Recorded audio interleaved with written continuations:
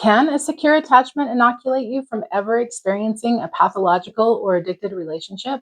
I think we've become so focused on childhood that we've overlooked how profoundly adulthood continues shaping us, and that focus unintentionally becomes deterministic. Almost everything gets traced back to childhood. Every unhealthy relationship becomes an attachment wound, and every difficult pattern is explained by your parents. But that's just not what the evidence says. Although attachment is relatively stable, it's also very dynamic. It continues to develop throughout life. Researchers have shown that significant adult relationships can strengthen or weaken attachment security over time. While secure attachment is associated with healthier functioning, it is not a vaccine against manipulation, coercive control, or addiction. So if you're over there wondering how you could have possibly and completely ignored all the red flags and proceeded anyway right into a pathological and or addicted relationship, even though maybe you came from a relatively stable and secure background, stick around, we're going to talk about it. Before we get started, please like, subscribe, and leave a comment or a question. It helps the algorithm. And if this content resonates and you know someone who could benefit, give it a share. First, let's look at how attachment develops. Now, a baby in its first couple of months doesn't necessarily show preference. They cry for their needs and are satisfied by anyone who responds. Usually by 2 months, though, baby is noticing patterns with who responds and how they respond. At about 7 months, baby is showing preference for certain caregivers. You may have experienced this when you tried to put baby down or hand them off to someone else and they fussed and reached out for you immediately. After about 9 months, they're learning to explore their world while referencing back to caregivers to make sure they have security nearby. Around 2 years, though, here is where we really see the rubber hitting the road. Kiddo is now learning what relationships actually are, and they're developing expectations about what relationships actually do. They're learning if they are worth comforting, if they can rely on others, and if their world is just generally predictable. This is where we build our internal working models, the models we consistently refer back to when navigating the world. Does this mean that our attachment styles are static and what we developed by age 5 will stick for the rest of our lives? Well, in short, no, because I don't think we actually have styles. I think we're more patterned than anything in our attachments. This might help that make a bit more sense. There are 3 functions essentially that define an attachment figure, and I'm going to be looking over here because I'm looking at the study, okay? First, an attachment bond is marked by the tendency for an individual to remain in close contact with the attachment figure. That is, the attachment figure is used as a target of proximity maintenance. Separations, when they occur, are temporary and typically met with some degree of distress or protest. Second, an attachment figure is used as a safe haven during times of illness, danger, or threat. In other words, the attached individual uses the attachment figure as a haven of safety, protection, and support. Third, an attachment figure is relied on as a secure base for exploration. The presence of the attachment figure promotes feelings of security and confidence, thereby facilitating uninhibited and undistracted exploration. So Bowlby, you may have heard of him, he was one of the first researchers to study attachment, and he found we actually have an attachment hierarchy. If something terrible happens, who's the first person you call? Who's the next on the list? And so on and so forth. When you're a baby, it's simple. It's usually your primary or constant caregiver. But by toddlerhood, that hierarchy is already expanding to other caregivers as well as extended family and siblings. By school age, it expands even further to teachers, coaches, and friends. In adolescence, though, peers, mentors, and even romantic interests become more important than parents. While this is developmentally appropriate, this is where a lot of us parents panic because it feels like we're losing our kids. Early adulthood is one of the biggest reorganizations that occurs. Romantic partners often become the primary attachment figures.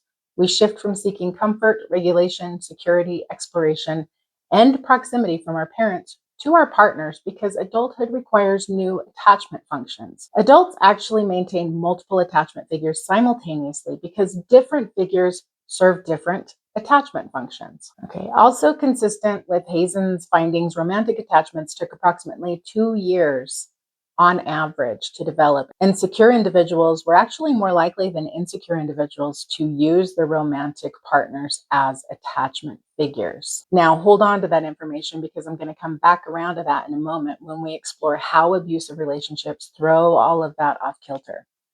One thing I want to mention about this study is that there are a lot of limitations. And one of those limitations was that it was unclear how insecurely attached people transfer attachment figures. According to romantic attachment theory, many of the behaviors and dynamics that characterize romantic relationships are driven by the same motivational system, the attachment behavioral system, that regulates attachment behavior in infancy. The patterns of behavior observed in infancy and adulthood are considered behavioral homologies. That is, they are thought to be rooted in a common behavioral system activated and terminated by the same kinds of conditions and serving the same goals. Attachment isn't frozen at 5 years old. It's a living system. It changes as we move through life because relationships continue shaping us through adulthood. Someone with secure attachment can absolutely become involved with an addicted or pathological partner. Why? Well, because these relationships don't begin as pathological. They begin with warmth, attentiveness, chemistry, shared values, humor, vulnerability, and hope. And all of these traits we are familiar with in secure family systems.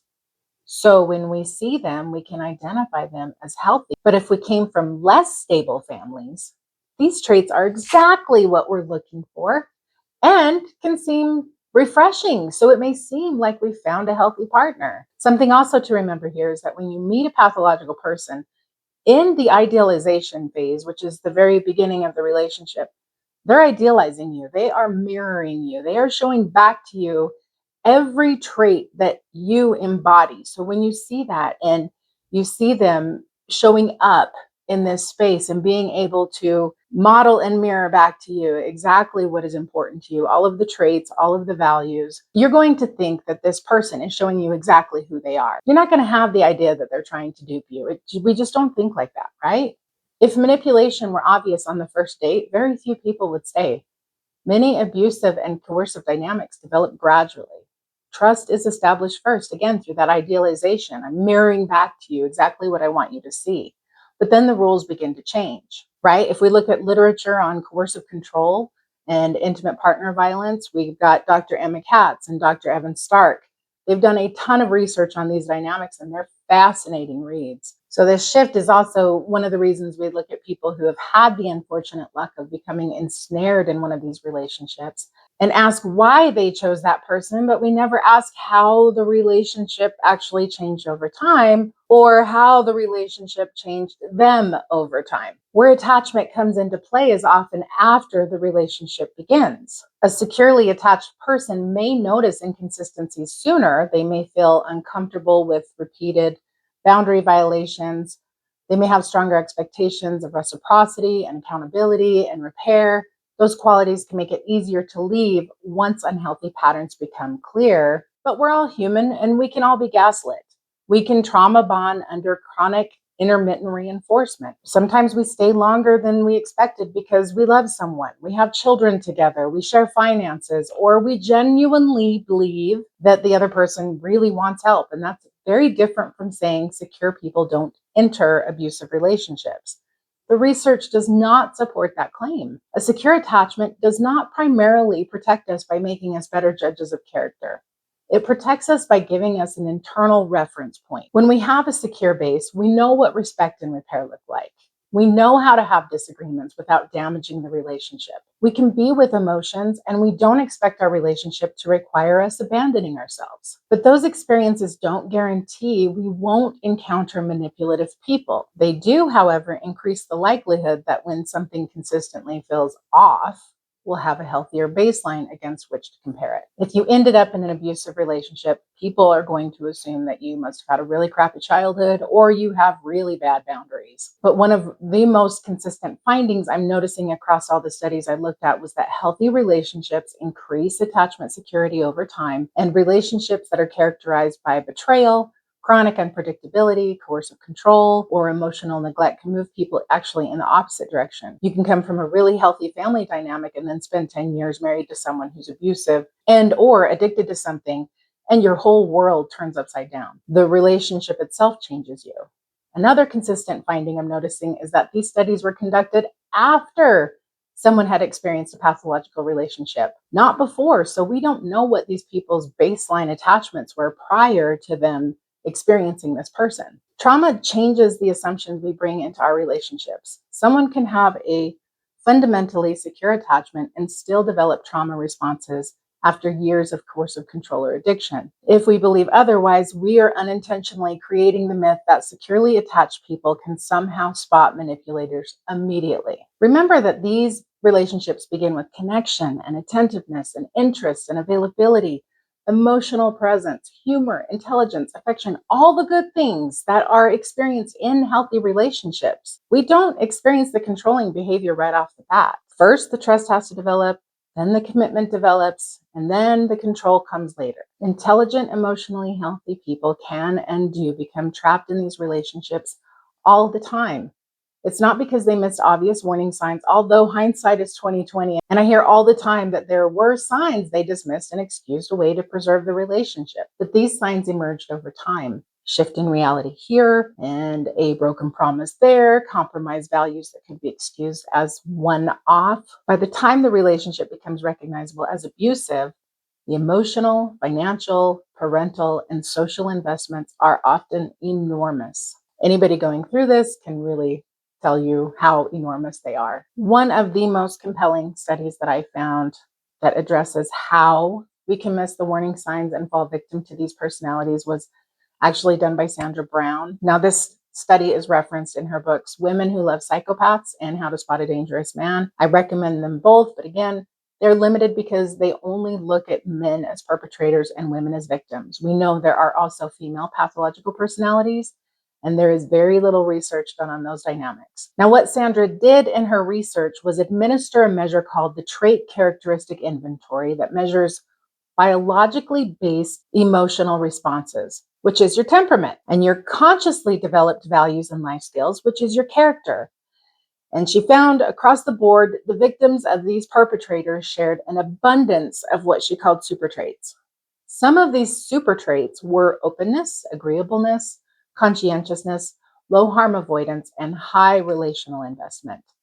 These are all positive traits in relationships and what securely attached people share. What that means is that these women, because remember, she only studied women, they were optimistic and confident in their abilities to navigate uncertainty. They also didn't assume or expect their loved ones would cause them harm, so they didn't navigate the relationship through that lens. They were willing to change to benefit the relationship and were very socially aligned, meaning that they understood their role in relationships and wanted to benefit the system with their presence. So if someone they cared about, someone with these traits is more likely to be open to change something about themselves that might be considered problematic, even their friends, their preferences, and after time with someone who is controlling and abusive, their entire personalities. One study I found and wanted to show you, conducted in 2022 in Acta Psychologica, the role of anxious attachment in the continuation of abusive relationships, the potential for strengthening a secure attachment schema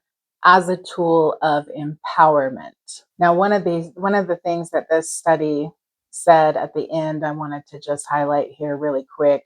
They state in it that there's a risk that as a result of insensitive and inconsistent caregiving, an individual will inherit inappropriate levels of both giving and receiving care, including overdependency or underinvolvement behaviors. Ultimately, the quality of close relationships is due to this internal working models, like I mentioned earlier. The internal working models are closely related with essential components of romantic relationships like conflict management and relational aggression. Studies have shown that many of the individuals who experience IPV, intimate partner violence, demonstrate insecure attachment orientation.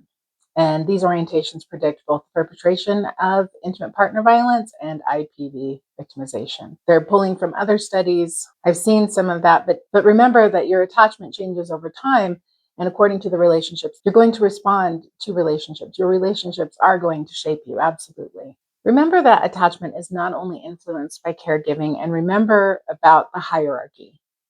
This study looks at how an anxious attachment style can inhibit someone from leaving an abusive relationship and found that anxiously attached people, namely women in this study, again, which is a limitation, see losing the relationship as more anxiety provoking than actually experiencing the violence.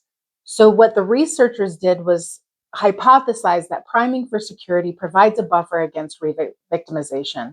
What is attachment security priming? Well, this comes primarily from Mario Mikulincer and Phillip Shaver's research program over the last 20 plus years. It's one of the strongest demonstrations that attachment isn't a fixed trait. Your attachment system is constantly active, but it isn't always operating at the same level. It can be temporarily shifted. So in attachment security priming, researchers discovered that when people are reminded of experiences of safety, love, acceptance, or reliable support, they begin thinking, feeling, and behaving more like securely attached individuals, even people who generally score as insecure.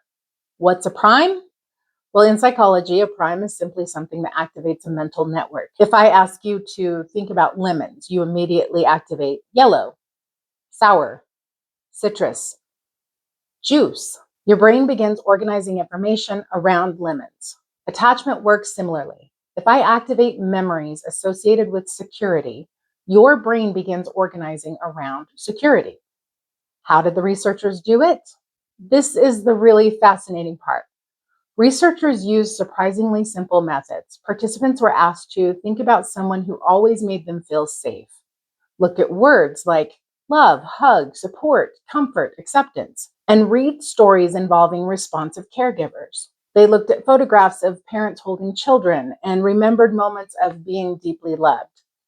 Even subliminal exposure to security-related words has been shown in some experiments to influence subsequent responses. Afterward, researchers measured things like stress response, compassion, trust, cooperation, emotion regulation, willingness to help strangers, relationship expectations, prejudice, curiosity, exploration, so many things. And what they found that people consistently became more emotionally regulated, more compassionate, more forgiving, more open, creative, less defensive, less hostile, and so on and so on. Less anxious, more willing to explore, more resilient under stress.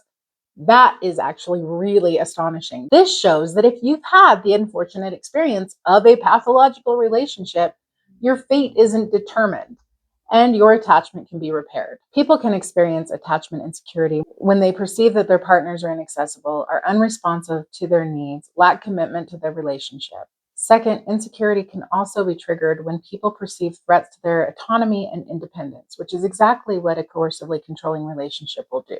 It will strip you of your autonomy and your independence. This is the case when someone perceives that their partner is being too controlling or is impinging on their personal space. Secure attachment does not make you immune to deception. It doesn't make you immune to addiction, and it doesn't make you immune to coercive control.